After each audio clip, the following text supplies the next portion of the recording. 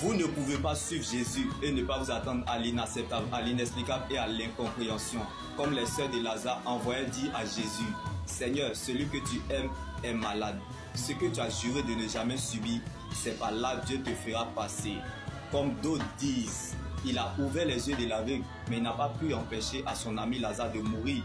Le dernier mot des hommes n'est pas le dernier mot de Dieu.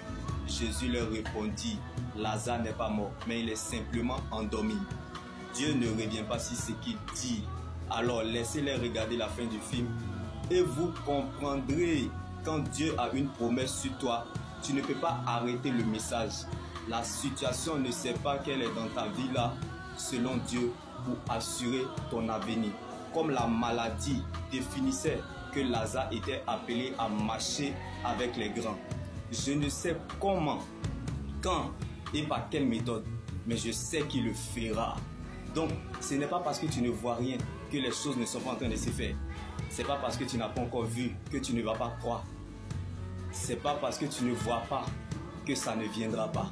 Le problème est de savoir attendre que ça arrive. Car ce n'est pas tout ce qu'on prépare qui vient.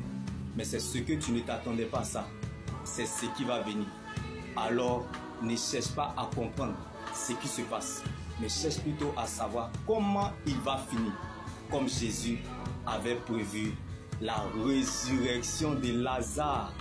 La promesse sur toi ne rentrera pas au Père sans avoir accompli sa mission sur la terre.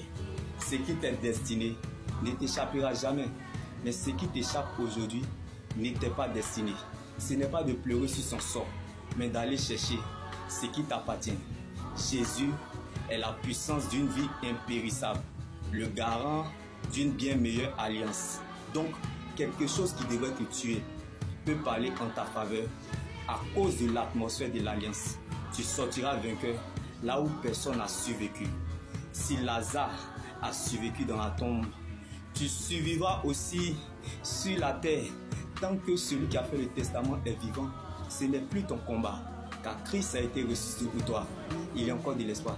Tant que Jésus vit pour toi, la parole que Dieu t'a dit quand tout va bien, je suis avec toi, c'est la même parole quand tout va mal dans le lieu du crâne à Golgotha, je suis avec toi. Cette parole n'a point de date d'expiration, car Jésus est le même hier, aujourd'hui, demain et demain éternellement.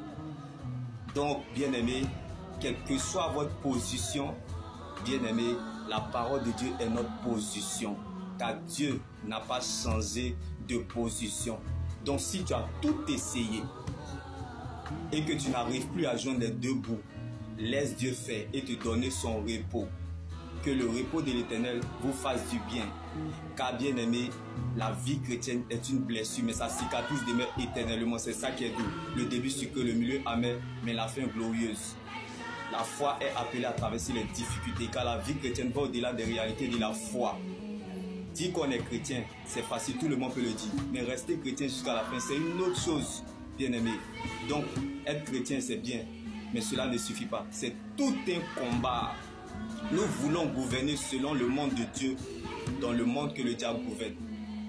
Nous sommes confrontés à des combats inattendus. Ça nous arrive et nous tombons dedans.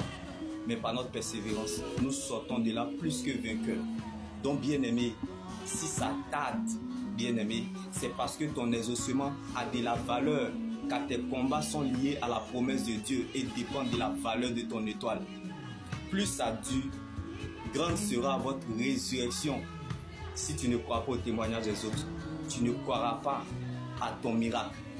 Car la douleur est la première classe dans la marche avec Christ. Et la joie du cœur est la dernière classe. Entre la première classe et la dernière classe, tu seras éprouvé. Si tu réussis, tu deviens un chrétien qui deviendra un cœur obéissant.